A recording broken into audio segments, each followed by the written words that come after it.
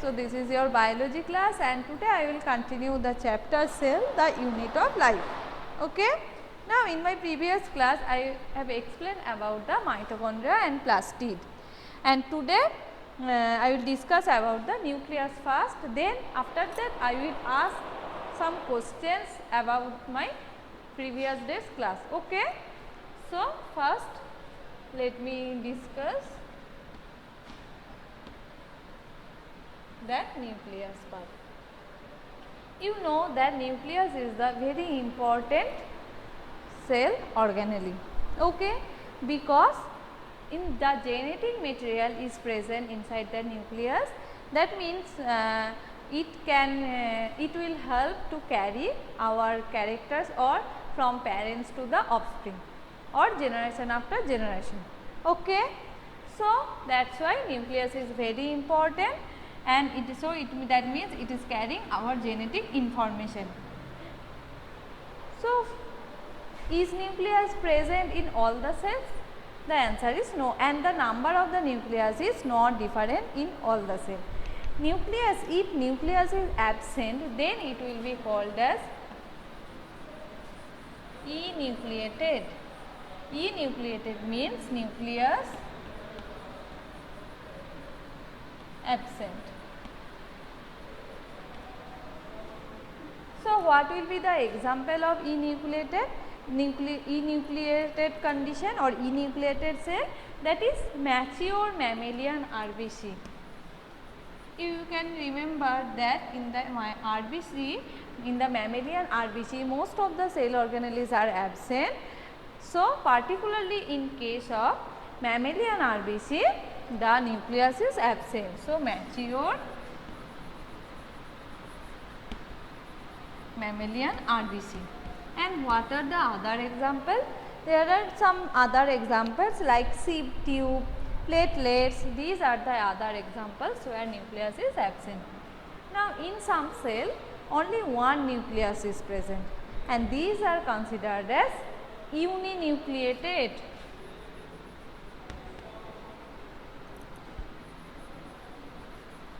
Uninucleated means when the only nucleus is present. That means it is the normal animal cells. In our normal cells only one nucleus is present. So, it is quite normal. In case of animal cells it is one nucleus condition, that means enucleated. Now, if two nucleus is present, then it is called as binucleated. So, next one is binucleated. Binucleated means when two nucleus is present, it is called as binucleated. Okay. So, what will be the example? The example is paramecium. The example is paramecium. Just if you can remember the shape of the paramecium, you can remember that it is a it is having shoe-sole shape, and in that paramecium one large size nucleus is present and one small size nucleus is present. Large size nucleus is called as macronucleus and the small size nucleus is called as micronucleus. So, what is the number of the nucleus? The number of the nucleus in that case 2. So, that is why it is called as binucleated. Okay. Now, next one is if nucleus, number of the nucleus is more than 2, that means if many nucleus is present, then it is called as multinucleated. Okay. So, next one is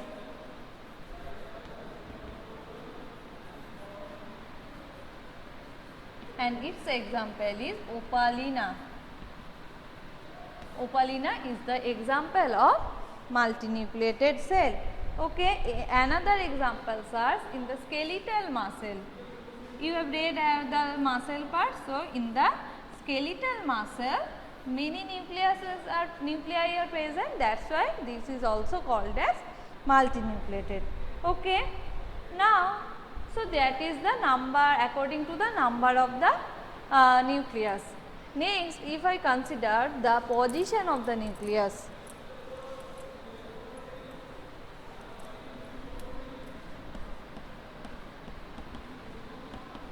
Next one is position of the nucleus. The position of the nucleus may be also different.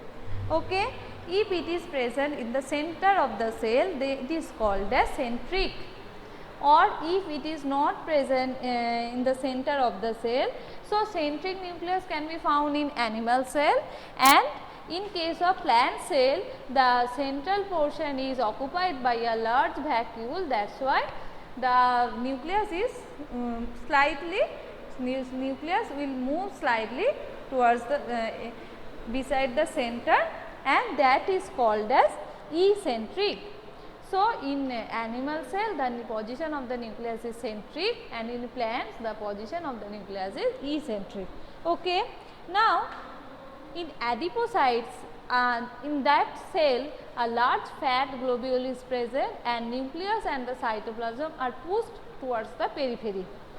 So, adipocytes is another example of nucleus which shows the peripheral in position. Okay, that means it is present on the periphery. Clear?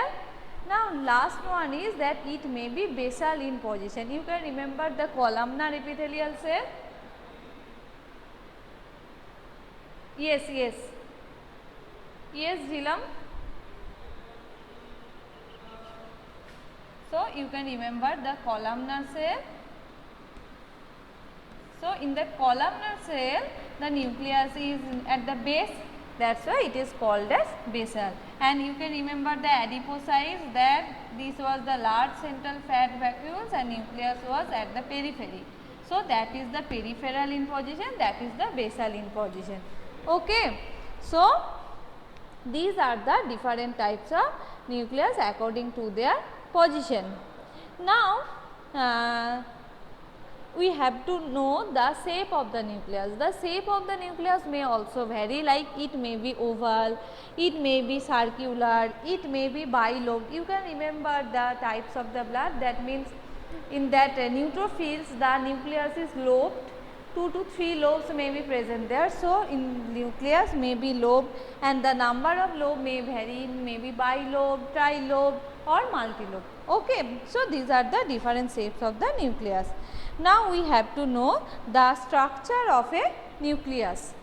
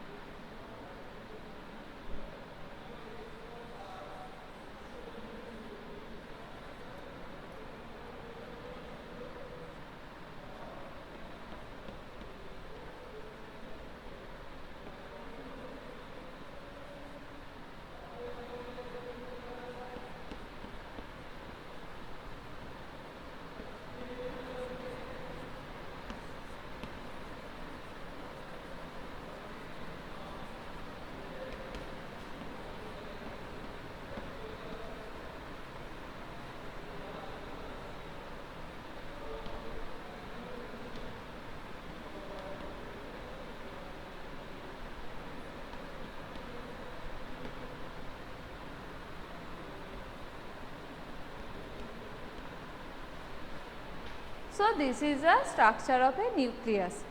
So, you can see it is bounded by a double membranous structure, and the membrane which is covering the nucleus is called as nuclear membrane, or we can call it nuclear envelope. Okay. And it is divided into two parts. You can see that is the outer part and that one is the inner part, and a space is present between the two parallel membranes is called as perinuclear space, and the diameter of perinuclear space is 10 to 50 nanometer, near about 10 to 50 nanometer. Okay. So, that is the different parts of the nuclear membrane. So, this space is called a perinuclear space, that means it is present between the two parallel membranes. Okay. Now some small gaps are present between the membranes. These gaps are called as nuclear pore. These gaps are called as nuclear pore. So what is the function of the nuclear pore? It will help to transport of different materials like different enzymes, proteins, RNAs will be transferred through this pore in between the cytoplasm and the nucleoplasm. Okay, that is why these pores are present. Next part is that transparent type of fluid part which is present inside that nucleus, that is called as nucleoplasm. That is called as nucleoplasm. Okay, that is called as nucleoplasm. That means the nuclear matrix and in that nucleoplasm a nuclear matrix contains the another structure you can see, that is nucleolus. That is nucleolus and some chromatin fiber. You can see some fiber like structures or thread like structures are present. These are called as chromatin. So inside the matrix of the nucleoplasm, structure which is called as nucleolus and some thread like structures which are called as chromatin are present. Okay. The nucleoli are spherical structures present in that nucleoplasm. Okay, nucleoli, you can see that this is the spherical structure present inside that nucleoplasm, and the content of nucleolus is continuous with the rest of the nucleoplasm. It is a continuous with the rest of the nucleoplasm, as it is not a membrane bound structure. So it is not a membrane bound structure, so cytoplasm will be continuous with the nucleoplasm and that nucleolus. Okay. And what is the function? It is the active site for ribosomal RNA synthesis. Okay, it is the active site for ribosomal RNA synthesis, and larger and more numerous nuclei are present in cells activity carrying the protein synthesis. So the cells which are helping in the protein synthesis, they are having the larger type of nucleolus.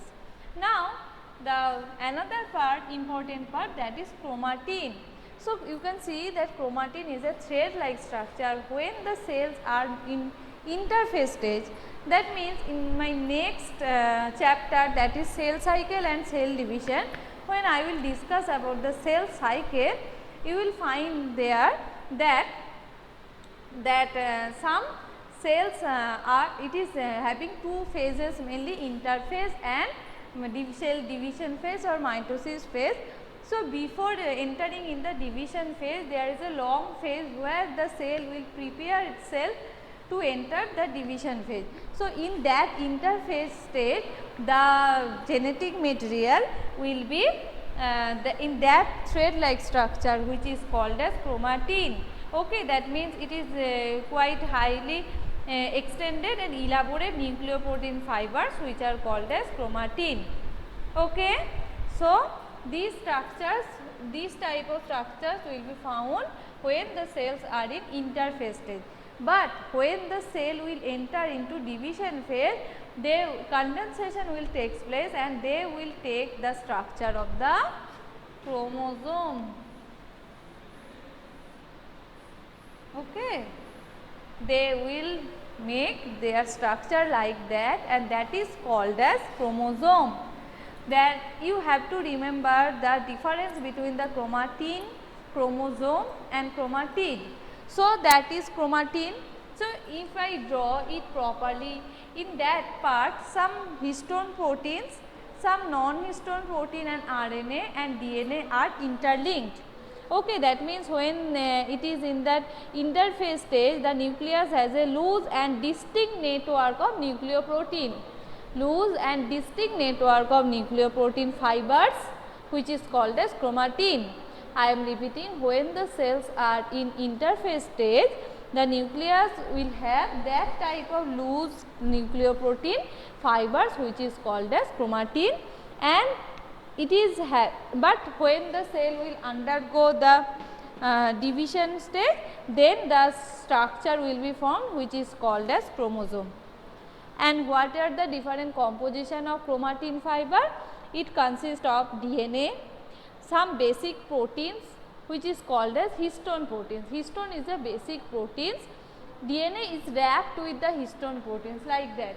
If it is a histone protein, DNA is wrapped like that. Okay, DNA is wrapping like that. So that one is the DNA and that one is the histone protein.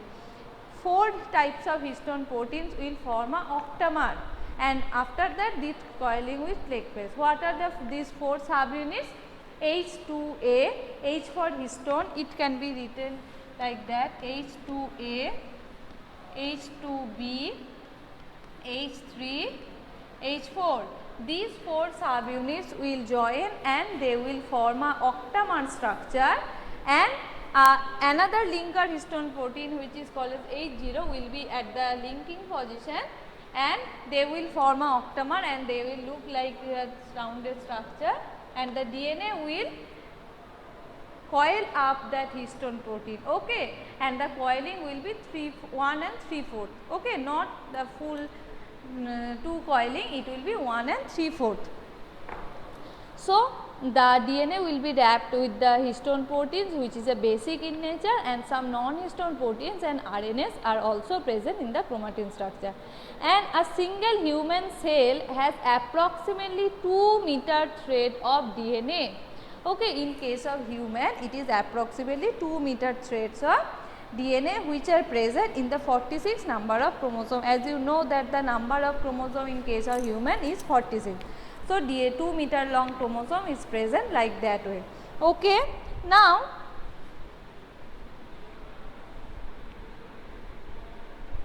this type of structure, look, that is the octamer. Okay. So, first DNA will come and it will wrap that structure like that. So, wrapping will be 1 and 3/4, not complete 2, and there will be another linker DNA. Okay. So, next I will discuss about the, and exactly the location is in your class 12. When I will discuss about that part, I will show you the how that H2A, H2B, H3 are present. Okay, but it is not now in your syllabus, that is why I am not drawing that part. Okay, now just you have to know the chromosome part. So, when the cell will enter into that division phase, the condensation of the chromatin will take place and they will form this type of structure. Okay. Now, that one is the chromosome. It is having 2 arms, you can see, and these arms are called as chromatids. The arms of the chromosomes are called as chromatids. Okay. So, now you can differentiate between chromatin, chromosome and chromatid. So, in the center position, so in that chromosome 2 constrictions can be found. 2 constrictions can be found. This constriction is called as primary constriction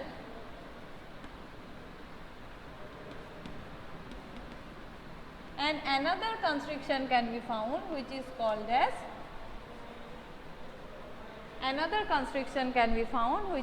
as secondary constriction, that can be found in that region. Okay, and this constriction is called as NOR. What is the full form of NOR? Nucleolar organizing region. In some chromosome this type of secondary constriction can be found and it is called as NOR, nucleolar organizing region, which is helping in the formation of nucleolus. Okay. And in chromosome where these are present are called as satellite chromosome or SAT chromosome. Okay, satellite chromosome or SAT chromosome. Now, in the primary constriction part, what we will find that centromere. In that middle portion of the 2 arms, the centromere will be present and 2 oval shaped structures will be present with 2 sides of the centromere, which is called as kinetochore.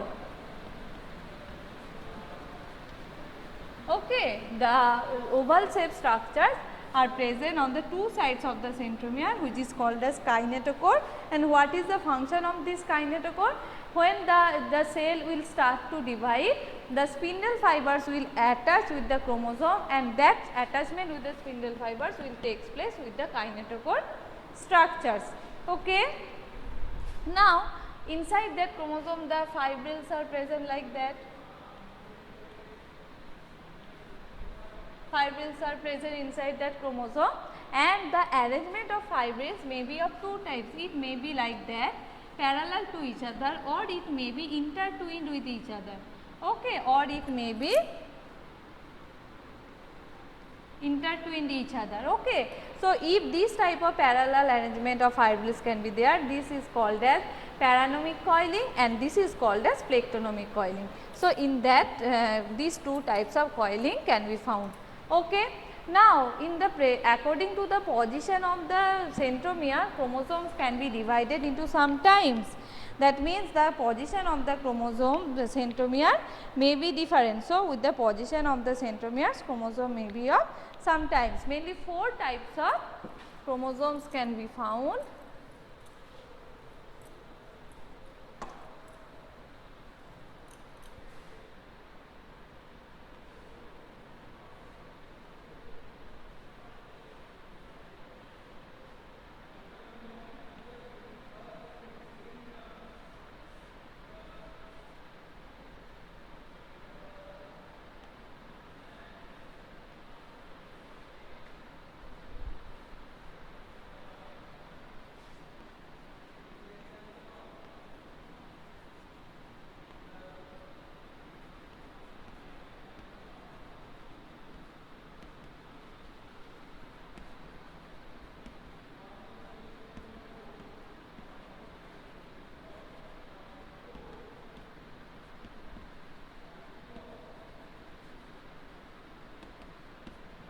Okay, so these are the main 4 types of chromosome. First one is metacentric, second one is submetacentric, third one is acrocentric, and last one is telocentric.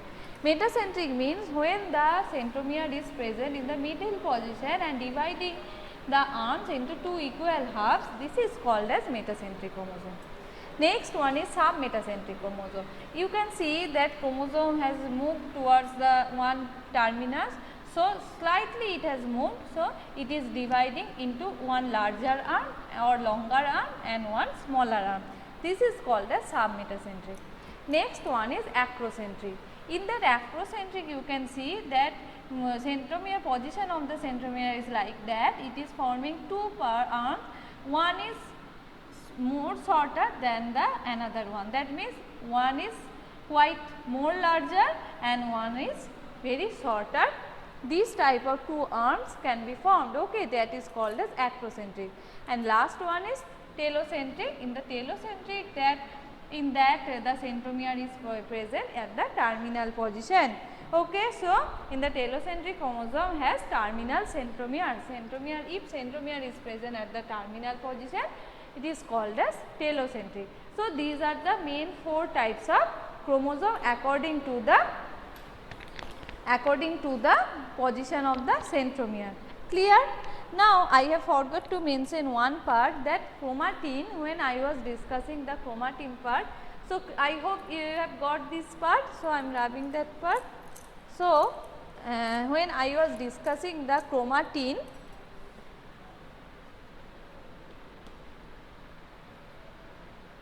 chromatin may be of 2 types, euchromatin and heterochromatin. Okay, euchromatin means some parts of the chromatin which are thin and some parts of the chromatin are thick. So, thin parts of the chromatin or which are thin in nature, they can be called as euchromatin, and these are which are thick, they will be called as heterochromatin. So, if we stain it, then we will find that it will show a lighter appearance after staining, and the heterochromatin will show a darker appearance. So, it will show a lighter appearance and it will show the, yes, that will be divided into 2 parts. That means it will be at the center. Now it will take the darker state. Okay. Another part, that euchromatin part, due to it, as it is having a less coiling structure, so it will take part in transcription. So what is transcription? Transcription is a process by which RNA or mRNA will be formed from a DNA. Okay. So this part will take in transcription, this part will not take part in transcription. Clear? So these are the main two types of chromatin fibers that can be found. So that is all about the nucleus. So now tell me if you are having any queries related to that part.